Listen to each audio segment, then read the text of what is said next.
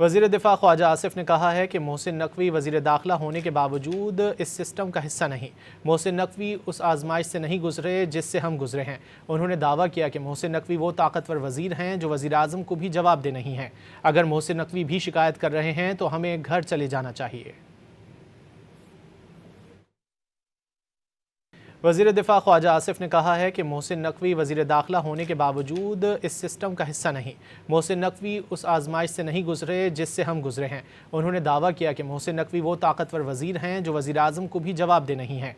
अगर मोहसिन नकवी भी शिकायत कर रहे हैं तो हमें घर चले जाना चाहिए। वज़ीर दिफ़ा ख्वाजा आसिफ ने कहा है कि मोहसिन नकवी वज़ीर दाखिला होने के बावजूद इस सिस्टम का हिस्सा नहीं। मोहसिन नकवी उस आजमाइश से नहीं गुजरे जिससे हम गुजरे हैं। उन्होंने दावा किया कि मोहसिन नकवी वो ताकतवर वज़ीर हैं जो वज़ीर आज़म को भी जवाब दे नहीं हैं। अगर मोहसिन नकवी भी शिकायत कर रहे हैं तो हमें घर चले जाना चाहिए।